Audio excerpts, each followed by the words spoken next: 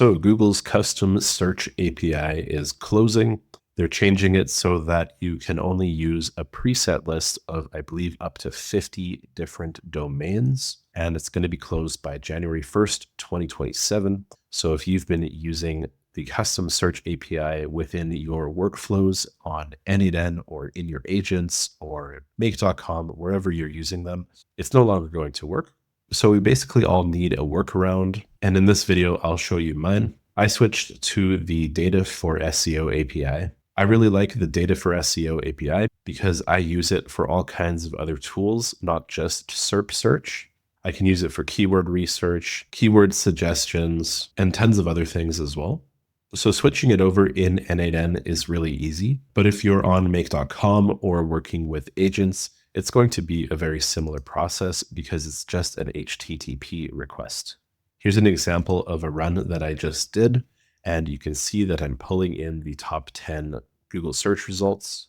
It gives you tons of data and fields to work with, very similar to the custom search API. For N8N specifically, DataForSEO also just released their integration.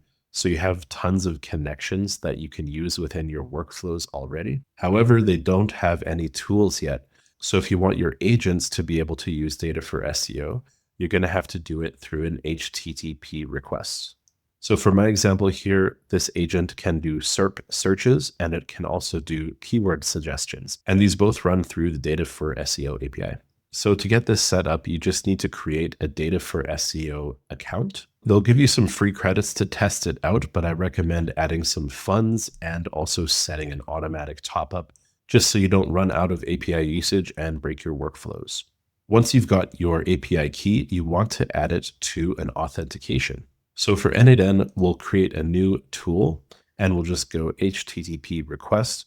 And for the authentication, you're going to want to do generic credential type. And then I went with header auth. I think basic auth also works as well. But then you're going to want to create a new credential.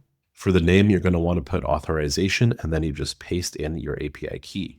And you get your API key from the API access page right here in the API in DataForSEO. It'll be right here, and you're just going to copy that and paste it into the value here for your authorization. Then if you want to do a SERP search, you're going to have to ping this specific endpoint in the API. So it's /SERP/Google/organic/live/advanced. And don't worry, you don't need to remember that. I'll show you an easy way to import your settings from DataForSEO's Playground. That's what I did, and it's really easy. But first, I'll just show you the other settings that I'm running. So I have send headers turned on, and you want to set that to content type, and the value is application/JSON. And then for sending the body, I found that just giving it straight up JSON works better. Here is what it should look like. At a minimum, you need a keyword, a location code, and a language code. And I believe you also need device and operating system and depth. Depth is how many results you want to return. For AI generated variables, you're going to want to use the from AI expression. So to do that, you're going to do the money symbol and then from AI, and then you fill it in with your key, your description, and your type. So this says my key is keyword. The description is the root keyword, and it's going to be a string. Here's another example here from AI location code. Use the correct code for the country, and that's going to be a number. So with the DataForSEO API, you do need to specify the location and the language. To find their list of location codes, you just go to their documentation here, and it's called List of Locations and Languages for the DataForSEO Labs API. And you can actually download a CSV. That's what I did. I found it's a lot easier to just download the CSV and use the specified language and location codes that I wanted. And to get a multilingual setup, I actually feeded all of the language and location codes from an earlier step. So I have this node here, which is just a simple set node. And then I just paste in all of the language and location codes from the CSV. And in my workflow settings, it'll specify the country and language of the user who's running the workflow. You might not need it to be that advanced. If you're only going to be running it in one country or one location, you can just hard code that in the expression. So instead of location code and language code saying from AI, you can just literally hard code the numbers here. So for example, 2840 is the United States and EN is English. I've also found a couple other settings that reduce the error rate. For example, you want to turn on follow redirects. I have mine set to 21. And then you want to turn on the response to include response headers and status and to never error. Turn those on and set the response format to auto detect. And I also like to give it a longer timeout. Fetching a SERP is not always instantaneous, so having a more generous timeout is helpful. Then in your agent settings itself, so open up your agent and go into settings, you want to turn on retry on fail and set a max retry limit and a wait time between retries. So what'll happen here is if for any reason your SERP search doesn't work properly, instead of just stopping your entire workflow, it's going to send the error message through, and then the agent is going to see that it got an error and it's going to try again. So for example, it might have made a typo in the JSON and broke something. It can cache that error and then fix it and try the tool again without crashing your whole workflow. Setting up all of these parameters to create a custom tool for your agent can be a little tricky. So I'll show you something that I learned that saved me a ton of time. If you go into the DataForSEO Playground, you can pre-build the exact setup that you're looking for.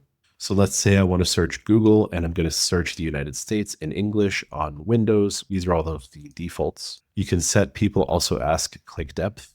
I'll just leave that for now. Calculate rectangles. I don't even know what that does. I'll just leave that alone. And then load async AI overviews. You can set this to true if you want to wait for the AI overview. So if you want to be checking AI overviews, you want to set that to true. If you don't care, you can set it to false. When it's set to false, that'll give you AI overviews if they're pre-indexed. Popular searches will probably already have their pre-indexed AI overview. Less popular searches might have to generate one on the fly. If you set it to true, you're basically saying wait for the AI overview no matter what. Then you can set your search engine parameters or even a target website. Then specify a keyword and hit request. This will give you a preview of what the results are going to be when you run this API call. But the coolest part is if you click code example here, it'll give you a curl to import, and then you can just go copy code, and you can go back into your tool request, and you can hit import curl and paste it in. It'll pre-fill everything for you. That way you don't have to mess around with getting all of the fields perfectly correct. And this import curl method works for all kinds of scenarios. So if you're not in N8N, maybe you're in make.com or building a custom agent, you can just give it an example of your curl command, and then it will know what to do and how to implement that specific function. If you get stuck, DataForSEO also has tons of documentation on how to use exactly every part of their API. Something I love to do is just give documentation links to AIs. So if I'm talking to Claude or Gemini, I can just give them a link to a specific part of the API and ask them to help me fix it. I'll share the JSON to this SERP search tool so that you can just copy it straight into one of your agents. A really cool feature with N8N is you can just take a bunch of JSON like this and copy it to clipboard, and then you can paste it anywhere in your N8N workflow. So just hit Control V and it'll paste it in as a tool for your agent, and then you just hook it up. So I'll give you the JSON to this exact configuration, so that way you can just copy and paste it into your workflow. And you can swap out any custom search API calls with the DataForSEO API. The only downside is that it's not free, but their API is really cheap to use, and it even has pricing and calculators. So for example, you can get about 167,900 requests that return 10 search results each for about $100 US. That's pretty cheap. I highly doubt that you're going to use 167,000 requests unless you're building tools that a bunch of people are going to be using, like me. For the most part, if you're an agency or a consultant, that $100 is going to last you a very long time. It only takes a few minutes to change everything over. And don't hesitate to reach out if you have any questions or run into any issues while setting this up. So now you've got SERP search back and a bunch of other tools. You can add them to your agents or your N8N workflows. It's fast, it's pretty cheap, and it's an excellent replacement for the custom search API. That's it for this video. See you in the next one.